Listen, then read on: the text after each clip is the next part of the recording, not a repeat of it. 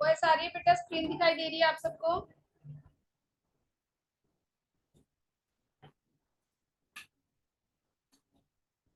Confirm कर दो बेटा, वॉइस आ रही है, स्क्रीन दिखाई दे रही है आप सबको? Yes ma'am. ओके, देन हम कंटिन्यू करते हैं। हमारी जो क्लास थी एनसीईआरटी की चल रही थी, उसमें फर्स्ट चैप्टर आपका कंप्लीट हो गया था। अब हम आते हैं सेकंड चैप्टर पे। एम आई राइट?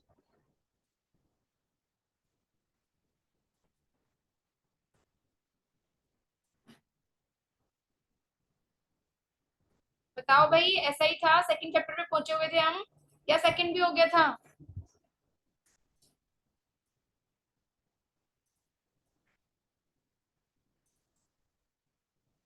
कोई बताएगा? मैम आपने नंबर सिस्टम कराया था। हाँ बेटा, फर्स्ट चैप्टर करा दिया था मैंने, नंबर सिस्टम। सेकंड पे पहुंचे हुए, यही कह रही हूँ मैं। मैम नहीं, अभी तो वो शुरू भी नहीं हुआ था, मतलब करना है। स्टार्ट नहीं हुआ था? No ma'am. आई थॉट मैंने करा दिया था बेटा number system complete. Yes ma'am, number system complete हो गया, लेकिन सेकंड चैप्टर कौन सा है? सेकंड चैप्टर है पॉलिनोमियल्स, ये नहीं हुआ होगा। यस मैम, ये तो स्टार्ट ही नहीं हुआ। हाँ, चैप्टर सेकंड है पॉलिनोमियल्स। अब बेटा आपको पता तो है ही, मैं आपको उसके पॉइंट ऑफ व्यू से करा रही हूँ एनसीईआरटी में, यानी एमसीक्यूज के पॉइंट ऑफ व्यू से। एमसीक्यूज से आपके सामने कैसे क्वेश्चंस आएंगे, देखो। पॉलिनोमियल होता क्या है? सबसे पहले हमारे पास कई तरह की होती हैं, कैसे? जैसे कि पहली है मोनोमियल। मोनोमियल वो होती है जिसमें एक टर्म होती है, ठीक है। इसके बाद आती है बायनोमियल। बायनोमियल वो होती है जिसमें दो टर्म होती हैं। इसके बाद आती है ट्राइनोमियल। ट्राइनोमियल में हमारे पास तीन टर्म होती हैं, ठीक है। ये होते हैं हमारे। इसके बाद आती है पॉलिनोमियल्स। पॉलिनोमियल इन सबको भी बोल देते हैं, टू और मोर देन टू टर्म। तीन टर्म हो, चार टर्म हो, पांच टर्म हो, वो सारे क्या हो जाएंगे? पॉलिनोमियल्स। इनको भी बोल सकते हैं हम पॉलिनोमियल्स, ठीक है। इसके बाद आती है पॉलिनोमियल्स की टाइप। एक तो होता है लीनियर पॉलिनोमियल और दूसरा आता है क्वाड्रेटिक पॉलिनोमियल।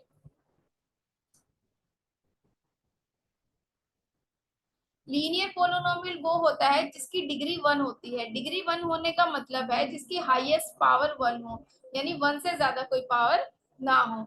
जैसे 5x प्लस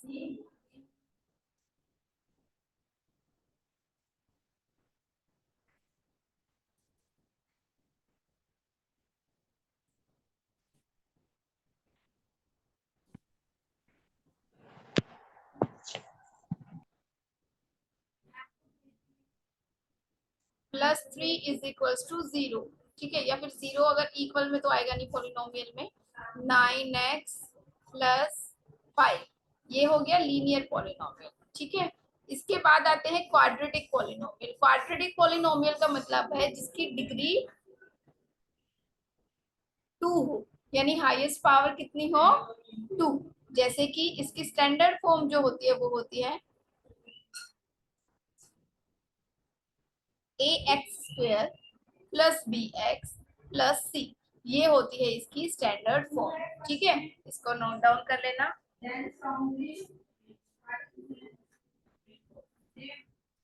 अब बेटा जो क्वाड्रेटिक पॉलिनोमियल होती है, इसकी जो इसको जब हम ग्राफ पे ड्रॉ करते हैं तो सीधी लाइन ड्रॉ नहीं होती, ये या तो पैराबोला में या कर्व में इस तरीके से ड्रॉ होती है। आप जब अपने 10th क्लास की बुक पे चेक करोगे उसमें एक्सरसाइज 2.1 दी हुई है। ठीक है, ग्राफ पे कैसे भी शो हो सकती है ये। ठीक है, इस तरीके से। और ये जितनी बार एक्स एक्सिस को काटती है ना उतने ही इनके सॉल्यूशन होते हैं।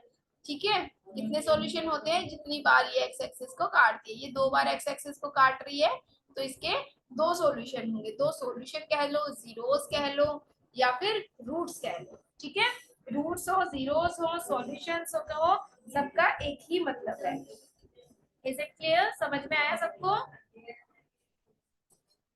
Yes ma'am. इसके बाद बेटा जब इसके सॉल्यूशंस आते हैं, वो सॉल्यूशंस कितने होते हैं, सॉल्यूशंस उसकी जितनी हाईएस्ट पावर होती है यानी जितनी डिग्री होती है उतने ही उस पॉलिनोमियल के सॉल्यूशन होंगे। अगर मैं आपके सामने पॉलिनोमियल लिखूं ये,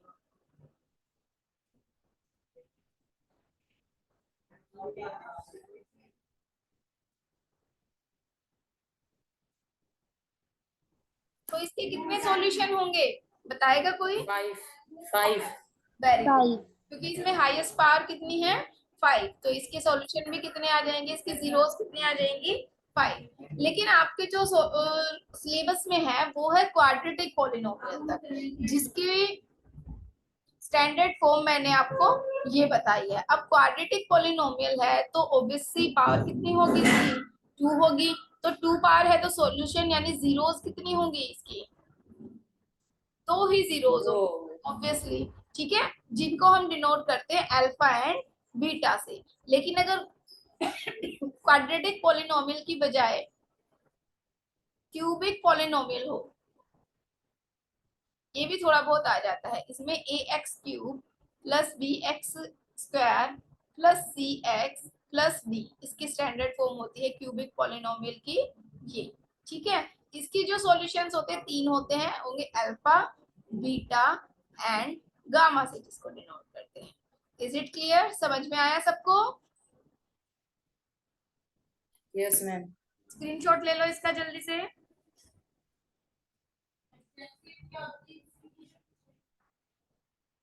ले लिया? डन। Yes ma'am. आगे देखो अब,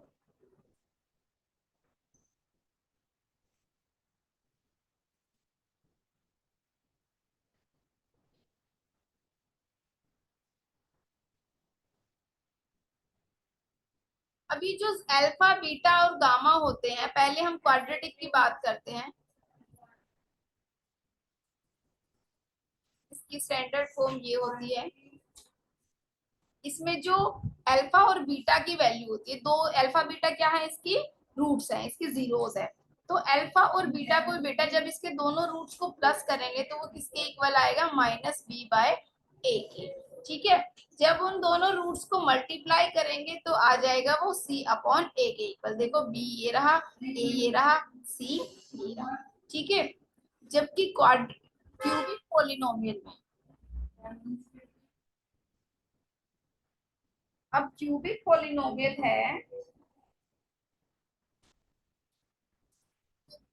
तो उसकी स्टैंडर्ड फॉर्म क्या होगी, ax³ plus bx² plus cx plus d। तो यहाँ पे 3 सॉल्यूशन होंगे, अल्फा, बीटा एंड गामा। तो जब alpha plus beta plus gamma करेंगे तो हमारे पास आ जाएगा -b/a के इक्वल होगा। अगर alpha into beta plus beta into gamma plus gamma into alpha करेंगे तो वो आएगा c/a ए के इक्वल। लेकिन अगर alpha into beta into gamma करेंगे तो वो आ जाएगा माइनस बी अपॉन ए के इक्वल। क्लियर है? Yes, ma'am. इसका स्क्रीनशॉट ले लो जल्दी से।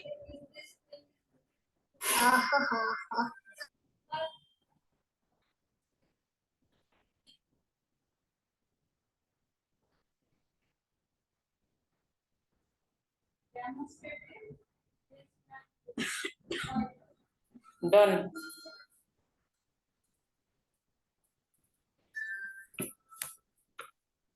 अब आगे देखो बेटा, आगे है इनके जीरोस को फाइंड कैसे करना है। जीरोस को फाइंड करने का सबसे पहला तरीका आपको जो आता ही है वो कौन सा तरीका है, मिड टर्म को स्प्लिट करके, यानी इसके फैक्टर्स करके। जैसे एक क्वेश्चन है x square minus 2x plus 8। हमें ऐसे दो फैक्टर्स ढूंढने हैं जिनकी मल्टीप्लीकेशन 8 हो और प्लस या माइनस करे तो क्या आ जाए, 2 आ जाए। क्या होंगे ऐसे ऐसे? Ma'am, 4 और 2. 4 और 2.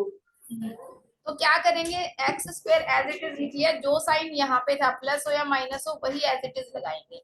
अब हमारे फैक्टर्स आए हैं 4 एंड 2, इनमें से हम बड़े वाला उठाएंगे। बड़ा कौन है, 4, तो हमने 4x लिख दिया। अब 4 एंड 2 को हमें क्या करना है, प्लस करना है या माइनस करना पड़ेगा, माइनस करना पड़ेगा तभी 2 आएगा।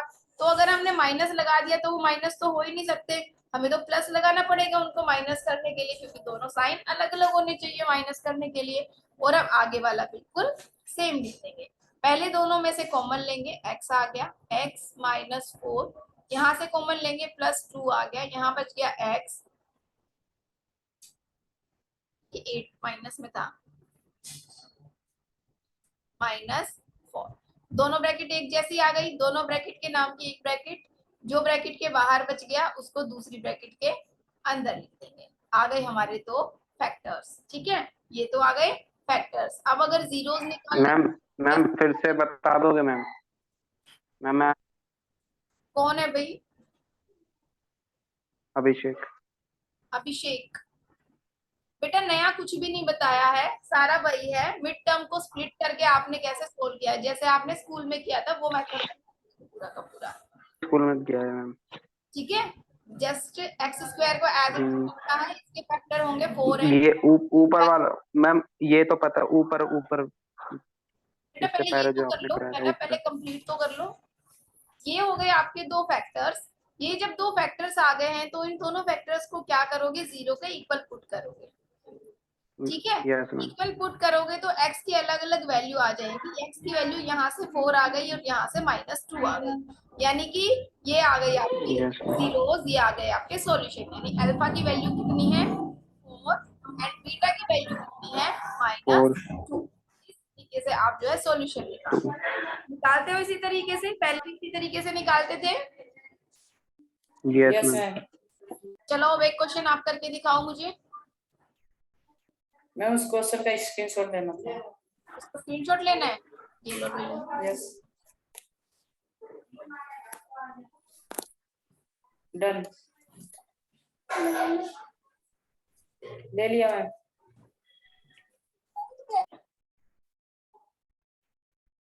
चलो अब ये क्वेश्चन आप करके दिखाओगे मुझे।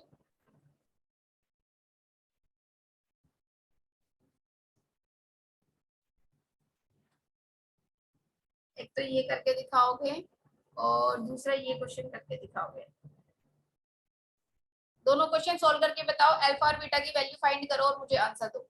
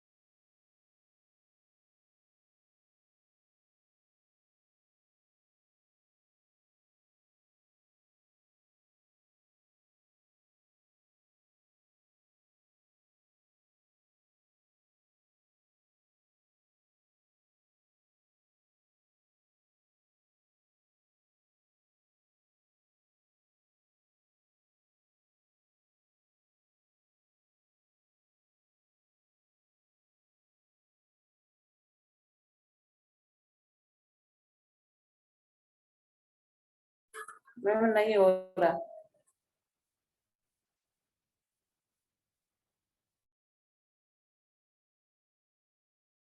नहीं हो रहा? मैम ये क्वेश्चन आप करके बता दो एक बार। मैम स्प्लिट नहीं हो रहा। फर्स्ट वाला देखो, 4x² माइनस 4x प्लस 1 ये गिवन है। ठीक है, ऐसे दो नंबर ढूंढो जिनकी मल्टीप्लाई, जब 1 तो हो नहीं सकती तो इन दोनों को मल्टीप्लाई कर लो 4 और 1 को। ऐसे दो फैक्टर ढूंढो जिनको मल्टीप्लाई करने से 4 आए, प्लस या माइनस करने से क्या आए, 4 आए। 2 and 2। क्या हो सकते हैं, 2 एंड 2। 2 और 2 को मल्टीप्लाई करोगे तो भी 4 आएगा, प्लस करोगे तो भी 4 आएगा। तो 4x² एज इट इज लिया, ये मार्क एज इट इज। अब दोनों इक्वल ही हैं तो दोनों 2x लगा ही दिया, प्लस करने हैं तो दोनों साइन सेम होने चाहिए, आगे वाला सेम। पहले दोनों में से कॉमन लो, 2x कॉमन आ जाएगा, यहाँ पे बच जाएगा 2x माइनस 1। यहाँ से क्या कॉमन लोगे, सिर्फ -1 कॉमन आएगा, यहाँ बच जाएगा 2x एंड -1। दोनों ब्रैकेट के नाम की एक ब्रैकेट आ जाएगी और जो ब्रैकेट से बाहर है वो दूसरी ब्रैकेट में। ये आ गए दोनों फैक्टर्स। तो 2x minus 1 is equals to 0, तो x की वैल्यू क्या आ जाएगी, 1/2। इस दूसरे वाले से भी x की वैल्यू क्या आ जाएगी, 1/2, क्योंकि सेम है। अल्फा की वैल्यू भी 1/2 हो गई और बीटा की वैल्यू भी 1/2 आ गई। आया समझ में? Yes ma'am. अब नेक्स्ट वाला तुम अपने आप करोगे, जल्दी करो। इसको थोड़ा सीक्वेंस में लगा लेना, इसको ऐसे लगाना, 6x² plus sorry -7x minus 3। मैंने तुम्हें स्टैंडर्ड फॉर्म इसीलिए बताई थी, स्टैंडर्ड फॉर्म बताई है, उसका फायदा उठाओ। इसको इसकी सीक्वेंस में लगाओ, उसके बाद फैक्टर ढूंढो। 3 फैक्टर ना मिले, नहीं मिलेगा तो 6 और 3 को मल्टीप्लाई कर लो, 6 3 का 18। ऐसे दो फैक्टर ढूंढो जिनकी मल्टीप्लाई 18 हो, प्लस या माइनस 7 हो। ढूंढो और करो इस क्वेश्चन को कंप्लीट, बताओ मुझे अल्फा और बीटा की वैल्यू।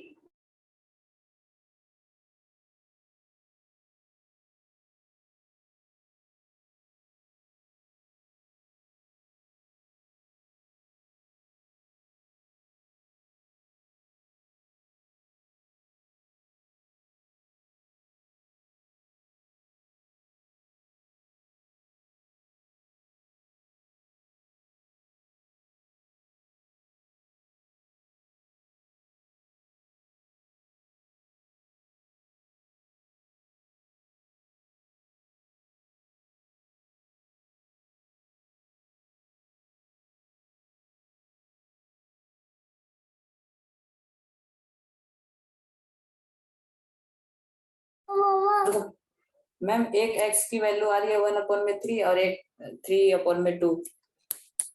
मैम एक आ रही है -1/3 और एक 3/2। मैम -1/3 आ रही है मेरी।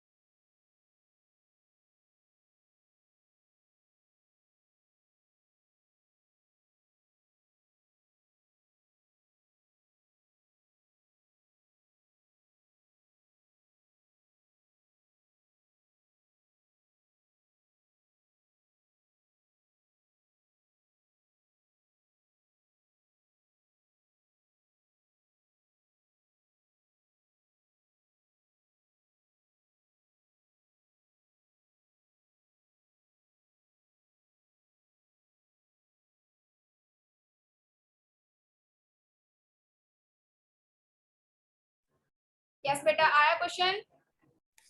Yes ma'am.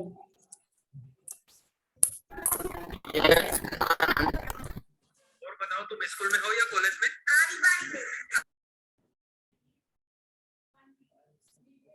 बेटा जब आप बोल रहे हो तभी अपने माइक को अनम्यूट किया करो, अदरवाइज म्यूट रखो।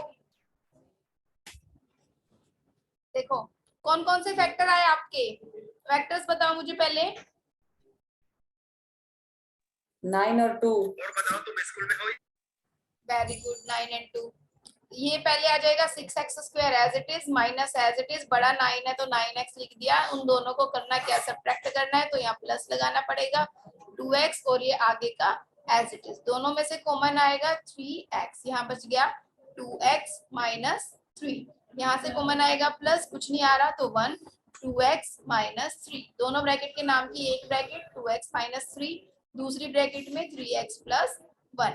एक ब्रैकेट को 0 के इक्वल रखेंगे और दूसरी ब्रैकेट को भी 0 के इक्वल रखेंगे। यहाँ से x की वैल्यू आ जाएगी 3/2 एंड यहाँ से x की वैल्यू आ जाएगी -1/3। तो अल्फा की वैल्यू हो गई 3/2 और बीटा की वैल्यू हो गई -1/3। बताओ क्या यही आंसर मैच हुआ या नहीं? Yes ma'am. ओके बेटा, यस। आगे देखो। आगे तुम्हें जो है ना अल्फा और बीटा की वैल्यू दे रखी है ये, ठीक है। इसने दिया हुआ है सम ऑफ द जीरोस। जीरोस का सम दिया है 1/4 और उनकी प्रोडक्ट दी है -1। तो हमें जो है ना पॉलिनोमियल बताना है, ठीक है। क्वाड्रेटिक पॉलिनोमियल बताना है कि क्वाड्रेटिक पॉलिनोमियल क्या है, उन्होंने उल्टा दे दिया है, ठीक है। अब देखो सम यानी कि अल्फा प्लस बीटा की वैल्यू कितनी दी हुई है 1/4। सॉरी। अब आपको बताइए अल्फा प्लस बीटा किसके इक्वल होता है, -b/a के इक्वल होता है, ठीक है। तो यहाँ से -b/a 1/4 है तो b/a किसके इक्वल हो जाएगा, -1/4 के इक्वल हो जाएगा। नेक्स्ट देखो ये मल्टीप्लीकेशन है, यानी अल्फा और बीटा की प्रोडक्ट किसके इक्वल है, -1 की, और प्रोडक्ट किसके इक्वल होती है, c/a के इक्वल। इसके नीचे कुछ नहीं है तो 1 है। अभी देखो a की वैल्यू यहाँ पे तो 4 शो हो रही है और यहाँ पे a की वैल्यू 1 शो हो रही है, तो a की वैल्यू ही सेम नहीं है तो हम बाकी की वैल्यूज b और c की कैसे निकालेंगे। तो पहले हमें इसको इक्वल करना पड़ेगा, इसकी वैल्यू -1/1। पहले a की वैल्यू सेम कर लेते हैं। सेम करने के लिए अगर मैं इसको 4 से मल्टीप्लाई करूं तो a की वैल्यू सेम हो जाएगी। Yes ma'am. ठीक है, अब नीचे मल्टीप्लाई करेंगे तो ऊपर भी करना पड़ेगा, ठीक है। न्यूमरेटर और डिनोमिनेटर को सेम तरीके से मल्टीप्लाई डिवाइड करते हैं तो ये आ जाएगा -4/4। अब इन दोनों चीजों से देखो, यहाँ से a की वैल्यू 4, यहाँ भी a की वैल्यू 4, तो a की वैल्यू कितनी आ गई 4, v की वैल्यू कितनी आ गई देखो -1, c की वैल्यू कितनी आ गई -4। तो अब बना दो इसकी पॉलिनोमियल, ax² + bx + c, ये तो था पॉलिनोमियल। पुट कर दो वैल्यू, 4x² b की जगह -1x प्लस c की जगह -4, तो इसको लिख सकते हो 4x² - x - 4। समझ में आया सबको? जिसको समझ में नहीं आया मुझे अपना नाम बताओ।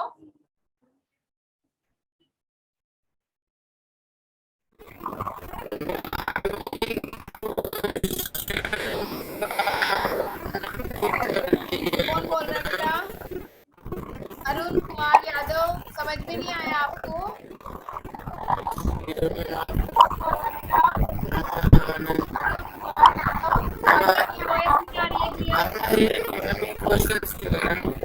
म्यूट करो अपने आप को, चैट बॉक्स में लिख के बताओ।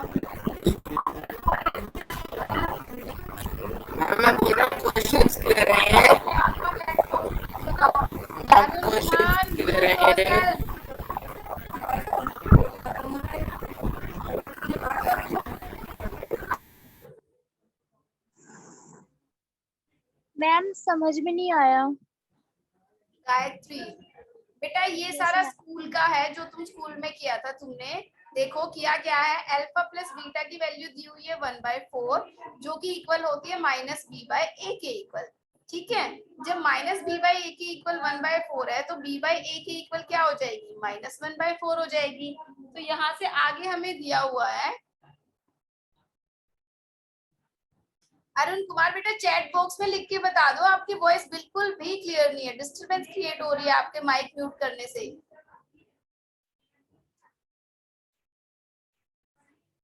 और अल्फा इंटू बीटा दे रखी है, अगर आपको समझ में नहीं आया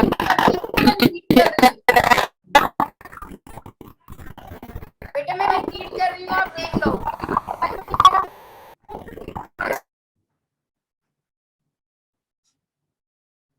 अल्फा इंटू बीटा यानी उनकी प्रोडक्ट दे रखी थी -1, ठीक है। अब प्रोडक्ट किसके इक्वल होती है, सी बाय ए के इक्वल होती है, तो सी बाय ए के इक्वल -1 थी। तो बेटा देखो यहाँ से तो हमें ए की वैल्यू 4 नजर आ रही है और यहाँ पे ए की वैल्यू किसके इक्वल नजर आ रही है, 1 के इक्वल। ऐसा तो हो नहीं सकता, जब तक ए की वैल्यू सेम नहीं होगी तब तक हम बी और सी की वैल्यू कैसे निकाल लेंगे, हमें पहले ए की वैल्यू को सेम करना पड़ेगा। तो ए की वैल्यू को यहाँ से 4 नजर आ रही है और यहाँ से 1, तो हम 1 को अगर 4 से मल्टीप्लाई कर देंगे तो ए की वैल्यू हो जाएगी सेम। अब मल्टीप्लाई नीचे कर रहे हैं तो ऊपर भी करना पड़ेगा, ये हमारे पास आ जाएगा -4/4। अब यहाँ से वैल्यू आ गई हमारे पास, ए के लिए 4, बी के लिए -1 एंड सी के लिए -4। जस्ट उन तीनों वैल्यूज को हमने इसकी स्टैंडर्ड फॉर्म में पुट किया है और हमारे पास हमारा पॉलिनोमियल आ गया। अब आया समझ में? Yes ma'am. ओके, अब आगे नेक्स्ट क्वेश्चन आप लोग करके बताओगे, मुझे बता देना। 4 and 1 गिवन है, यानी सम दिया हुआ है 4 और प्रोडक्ट दी हुई है 1। अब मुझे पॉलिनोमियल निकाल के बताओ।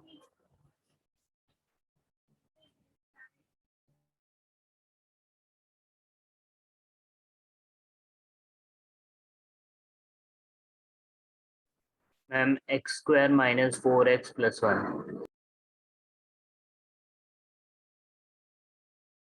वेरी गुड, बाकी सब भी आंसर दो। Yes ma'am, x² - 4x + 1।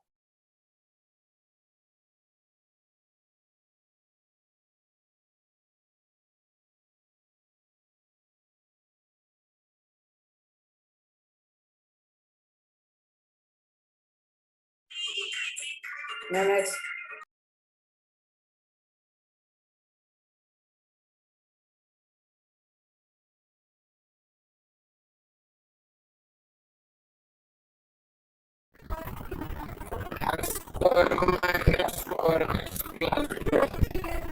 देखो बेटा आंसर मैच करो अपने अपने। Alpha plus beta is equals to 4। Alpha plus beta equals to 4, ठीक है, यानी -b/a इक्वल्स टू 4। तो b/a किसके इक्वल आ जाएगा, -4, जिसके नीचे कुछ नहीं है तो 1 है। और c/a किसके इक्वल आ जाएगा, 1, जिसके नीचे कुछ नहीं है तो 1 है। देखो a की वैल्यू यहाँ भी 1 है और a की वैल्यू यहाँ भी 1 है, तो a की वैल्यू आ गई 1, b की वैल्यू आ गई -4, c की वैल्यू आ गई 1। पुट कर दो ax² + bx + c, तो 1x² - 4x + 1, तो क्या आ जाएगा, x² - 4x + 1। मैच करो आंसर, किसका मैच नहीं है मुझे बताओ अभी।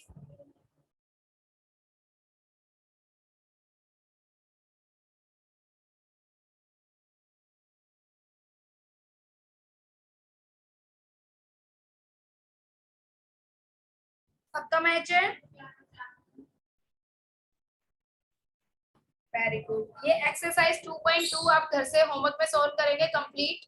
आगे देखो, आगे बेटा ये जो लॉन्ग मेथड है मल्टी डिवाइड करने वाला, ये लॉन्ग मेथड करने की जरूरत नहीं है। पॉलिनोमियल्स की डिवाइड इतना लंबा मेथड नहीं आएगा, एमसीक्यू टाइप क्वेश्चंस आएंगे। इससे रिलेटेड करना क्या है, आपको सिर्फ इतना पता होना चाहिए, जब आप डिवाइड करते हो ये होता है आपके पास डिविजर, ये होता है डिविडेंड, ये होता है क्यूशेंट और नीचे बचता है वो होता है रिमाइंडर। आपके पास जो होता है dividend equals to divisor multiply quotient plus remainder. इस चीज को याद रखना है और किसी चीज की जरूरत नहीं है, इसमें इतना लंबा मेथड डिवाइड करने वाला नहीं आएगा। ठीक है,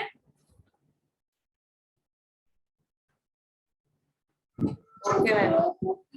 अब बेटा आगे ये आपका सेकंड चैप्टर कंप्लीट हो गया है। अब हम आते हैं चैप्टर नंबर 3 पे, ठीक है।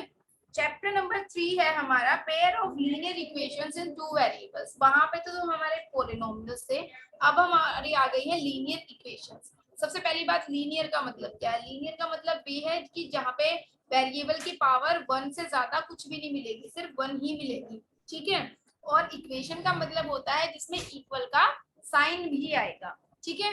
जैसे कि और एक बात और मैं बता दूं कि जितने आप वेरिएबल्स चेक करेंगे,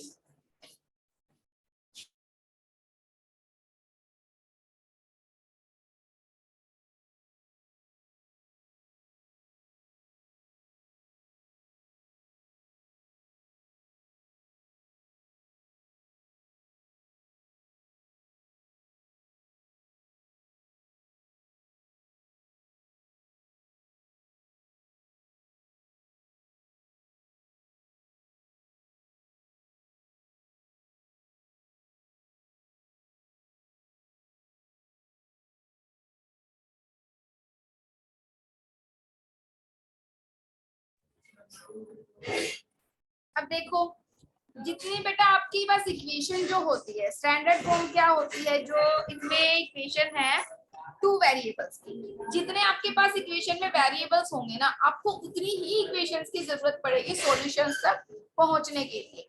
अगर आपके पास इक्वेशन में 3 वेरिएबल है तो आपको ऐसी ऐसी 3 इक्वेशन की जरूरत पड़ेगी, तब आप सॉल्यूशन तक पहुंच पाओगे। अगर 2 वेरिएबल है तो 2 इक्वेशंस की जरूरत पड़ेगी, अगर सिंगल वेरिएबल है तो एक इक्वेशन से ही आप सॉल्यूशन तक पहुंच सकते हो, ठीक है। आपके सिलेबस में है 2 वेरिएबल्स वाला, जिसकी स्टैंडर्ड फॉर्म होती है a1x plus b1y plus c1 equals to 0। दूसरी होगी a2x plus b2y plus c2 is equals to 0। ये हो गई आपकी दो इक्वेशंस की स्टैंडर्ड फॉर्म। इसका स्क्रीनशॉट ले लो जल्दी से।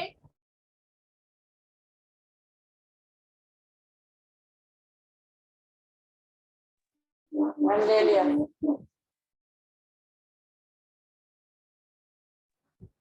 इसके बाद बेटा इन इक्वेशंस को सॉल्व करने के मेथड्स पता होना चाहिए आपको। कितने मेथड्स होते हैं, कौन कौन से मेथड होते हैं, कौन से मेथड में कैसे सॉल्व करते हैं, बेसिक नॉलेज हो वो चलेगी, क्योंकि लंबा लंबा पूरा मेथड को सॉल्व करना तो आएगा नहीं, क्योंकि आपके पास सिर्फ एमसीक्यू टाइप क्वेश्चंस आएंगे।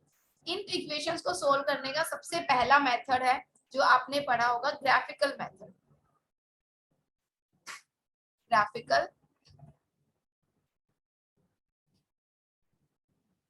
रिप्रेजेंटेशन मेथड, ठीक है। ग्राफिकल रिप्रेजेंटेशन मेथड में कैसे होता था, आपके पास दो आती थी इक्वेशंस। मान लो आपके पास इक्वेशन आ गई 2x plus 3y equals to 5, second आ गई x minus 2y equals to 3। दो इक्वेशन है, तो पहले पहली वाली इक्वेशन की टेबल बनाओगे, उसमें x और y की वैल्यू पुट करोगे, x और y में से किसी एक की वैल्यू पुट करोगे, मान लो y की 0 और 1 पुट कर दी तो x की जो भी वैल्यू आएगी इसमें डालोगे। फिर दूसरे वाले की टेबल बनाओगे, यहाँ पे भी y की मान लो 0 और 1 पुट कर रहे हो तो x की कुछ वैल्यू आएगी, दो बन गई। इन दोनों को जो है कोऑर्डिनेट्स को तुम ग्राफ पे रिप्रेजेंट करोगे, दोनों पॉइंट जहां भी आएंगे फिर दोनों पॉइंट्स को एक साथ मिला दोगे, ये आ जाएगी थी आपकी इक्वेशन, लीनियर इक्वेशन की लाइन। इसके ऊपर आप इक्वेशन लिख देते थे, एक इक्वेशन ऐसे आ गई, एक लाइन ऐसे आ गई। मान लो दो इक्वेशन है तो दो लाइंस आपकी आ जाती थी। आई बात समझ में? मैम एक बार दोबारा बताना। बेटा इक्वेशन से आपकी सीधी लाइन ड्रॉ होती है हमेशा, ठीक है।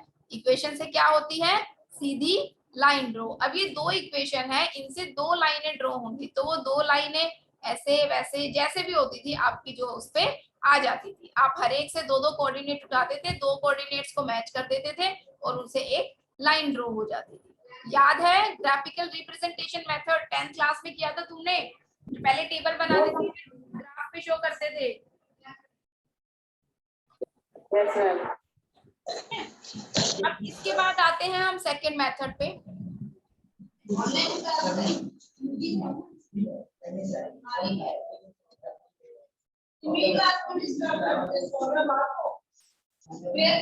मैं तो आ रही हूँ।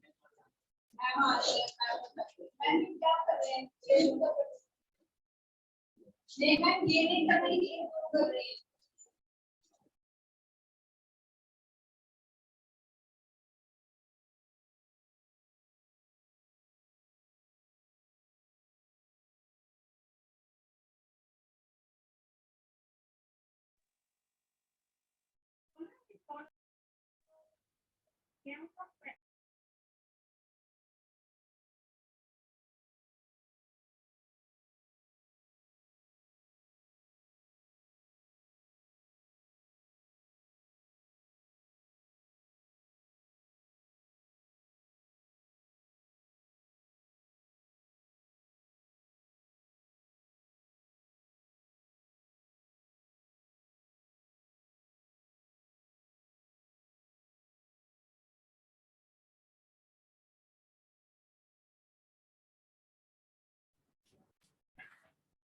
देखो बेटा, नेक्स्ट मेथड था आपका substitution method.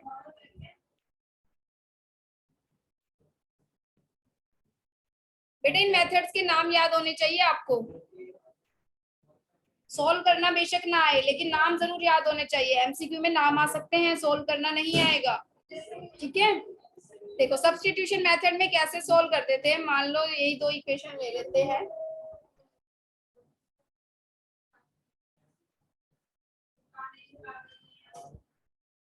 To x plus 3y equal to 5, x minus 2y equal to 3।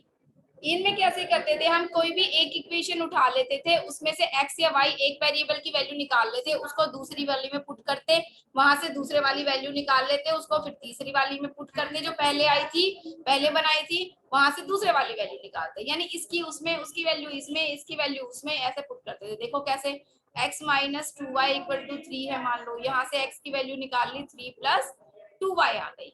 अब इस वैल्यू को पहले वाले में पुट कर दिया, 2x plus 3y equal to y, x की जगह 3 प्लस 2y पुट कर दिया, तो सारी y में हो गई। यहाँ से हमने y की वैल्यू निकाल ली, y की वैल्यू निकाल के इस y की वैल्यू को कहाँ पुट कर दिया, इसमें पुट कर दिया वापस से। यहाँ से आ गई हमारी x की वैल्यू, ऐसे हमारी x की वैल्यू भी आ गई और हमारी y की वैल्यू भी आ गई, यानी सब्स्टिट्यूट करते थे, उसकी वैल्यू को उसमें, उसकी वैल्यू से निकाल के उसमें। ये होता था सब्स्टिट्यूशन मेथड, जिससे आप सॉल्व करते थे। आई बात समझ में? Yes, ma'am.